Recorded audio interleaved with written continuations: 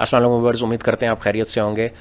پاکستان کے آج کل اکنامک سچویشن جو ہے کافی کرائسس کا شکار ہے، جس کی جو مین ریزنز ہے اس کے اوپر ہم آج بات کریں گے آپ سے اس ویڈیو میں، اور کافی حد تک ہم ان فیکٹرز کے اوپر بات کریں گے جن کی وجہ سے ہمارا ملک ایک اکنامک کرائسس میں گیا ہے اور انفلیشن کا ایک سیلاب آیا ہوا ہے۔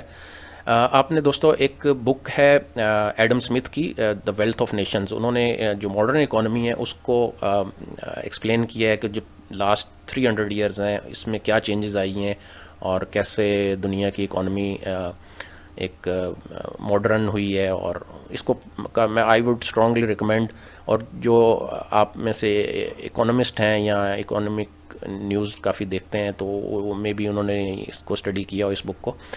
آتے ہیں coming back to Pakistan scenario اور سرکمسٹینسز، یہاں پر ہم دیکھیں تو ہمیں پہلے تو اپنے کنٹری کی جو ڈائریکشن ہے اس کو دیکھنا ہوگا کہ ہم ہم نے اگر 75 ایئرس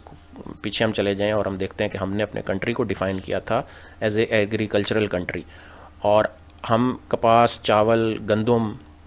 اس میں خود کفیل ہوا کرتے تھے، اور آج سینیریو یہ ہے کہ ہمیں کپاس جو ہے ہماری ٹیکسٹائل فیکٹریز، مینوفیکچرنگ انڈسٹری ہے، وہ ایون ٹیکسٹائل کے جو را مٹیریلز ہیں وہ بھی ہمیں امپورٹ کرنے پڑتے ہیں، اور امپورٹ کرنے کی وجہ سے وہ ایڈوانٹیج نہیں ملتا ہے جو آپ اپنی پروڈکٹس سے لے سکتے ہیں۔ اسی طریقے سے ہم گندم کی بات کریں تو یو آل نو کہ گندم میں بھی ہمیں اب باہر کی گندم کا سہارا لینا پڑتا ہے، کچھ امپورٹ کرنی پڑتی ہے اپنی ضرورت کے لیے۔ 80% پاکستان اپنی گندم خود پروڈیوس کرتا ہے، اور باقی 20% جو ہے وہ ہمیں امپورٹ کرنی پڑتی ہے، جو کہ ایک بڑی ایک اسٹرینج بات ہے کہ آپ ایک ایگریکلچرل کنٹری تھے اور خود کفیل ہوتے تھے اپنی چیزوں میں، اور آج وہ پیچھے رہتے جا رہے ہیں۔ دوستو اس بات سے مجھے ایک واقعہ یاد آیا کہ ہماری یونیورسٹی میں کچھ تھائی لینڈ کے کچھ ڈیلیگیٹس آئے ہوئے تھے، اور ڈسکشن ہو رہی تھی ان کے کنٹری کی جغرافک لوکیشن اور ریسورسز کے اوپر۔ تو انہوں نے ایک بڑی اچھی بات کہی، انہوں نے کہا کہ ہمارے کنٹری میں جو ایگریکلچرل ایک پروونس ہے وہاں پر چاول بہت اچھا ہوتا ہے، اور اس چاول کی فصل کی وجہ سے وہاں پر گورنمنٹ نے ہاؤسنگ اسکیمیں بنانے پر یا انڈسٹری لگانے پر کافی سختی سے قوانین بنائے ہوئے ہیں۔ وہاں پر اتنا آسان نہیں ہے کہ آپ گھر بنا سکیں یا انڈسٹری لگا سکیں، تو انہوں نے وہ ڈیڈیکیٹ کیا ہے اس پروونس کو۔ اب ہمارے یہاں پہ پنجاب میں آپ دیکھیں کہ انڈسٹری کو ہم نے کھلی چھٹی دی، ہم نے بجائے اس کے کہ اس زرعی زمینوں کو ہم یوٹیلائز کرتے، ہم نے ہاؤسنگ اسکیموں کو دے دیا۔ اور اسی طریقے سے ہم اگر بلوچستان کی بات کریں تو بلوچستان میں اس طرح کی انڈسٹری اور جو پانی صرف پہنچانا ہے، اور وہاں پر یہ انڈسٹری لگائی جا سکتی ہے، اور اس کے وہاں کے کچھ منرلز کو، ریسورسز کو ایکسپلور کرنے کی ضرورت ہے۔ اب دوسری بڑی چیز ہوتی ہے ٹرانسپورٹیشن سسٹم۔ آپ خود اندازہ لگائیں کہ جب سے ہم پاکستان بنا ہے 1947 سے لے کر آج تک، ہم نے ریلوے میں کتنا زیادہ ہم نے ترقی کی ہے۔ کوئی ہماری نیو لائن بچھی ہو، نو مجھے نہیں یاد پڑتا، اور جو ایون تھیں بھی تو اس کو بھی ہم نے کافی حد تک شرنک کر دیا ہے، اور ٹرکس کے اوپر جو ہے نا ہماری تمام ٹریڈ ہوتی ہے۔ ٹرکس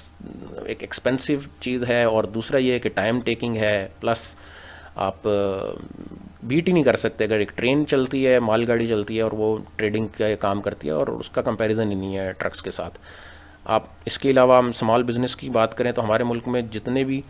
اسمال بزنسز ہیں ان کو کوئی سپورٹ نہیں کیا جاتا ہے، نہ گورنمنٹ کی طرف سے، نہ ایون اس چیزوں کو انکریج کیا جاتا ہے کہ اسٹارٹ اپس کو تھوڑا سا ترجیح دی جائے اور انٹرپرینورشپ کو تھوڑا سا انکریج کیا جائے۔ وہ تھوڑا بہت تھیوری کی حد تک تو ہمیں نظر آتا ہے، لیکن ہمیں پریکٹیکلی یہ چیزیں نظر نہیں آتی ہیں۔ اس کے بعد ہم بات کرتے ہیں بیڈ گورننس کی۔ بیڈ گورننس جو ہے وہ ضروری نہیں ہے کہ پولیٹیکل بیڈ گورننس ہو۔ بیڈ گورننس مینز جو ہماری بیوروکریسی ہے یا ہماری جو گورنمنٹ کے دفاتر ہیں وہاں پر اگر ہم آپ سب جانتے ہیں رشوت اور ایک عام اور کرپشن جو ہے وہ ایک جڑوں میں بیٹھی ہوئی ہے ہر ادارے کے، اور ہر ادارے کا جو بھی گورنمنٹ امپلائی ہے وہی برصغیر انڈو پاک کی اگزامپل دیتا ہے کہ اس ٹائم ہماری جو سیلری ہوتی تھی وہ 19-20 تولے سونا کے برابر ہوتی تھی۔ آج ہمیں گورنمنٹ کہاں دیتی ہے؟ تو بھائی وہ آپ اس کو لے کے کیوں بیٹھے ہو؟ آپ پاکستان کے امپلائیز ہیں، آپ 1947 کے بعد کی بات کریں، نہ کہ آپ 1857 کی یا جب برٹش یہاں آئے تھے اس کی بات کرتے ہیں۔ تو ہمیں سب سے پہلے تو ان جو ہماری بیوروکریسی ہے اس کے قوانین کو تھوڑا ایزی کرنا ہوگا، اور ریسٹرکچر کرنا ہوگا، یہاں سے کرپشن کا خاتمہ کرنا ہوگا۔ اگر کرپشن ختم ہوگی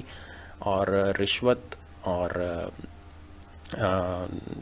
سود، یہ چیزوں کو اگر ہم ختم کرنے میں کامیاب ہوتے ہیں تو کوئی پھر ترقی سے روک نہیں سکتا اس ملک کو.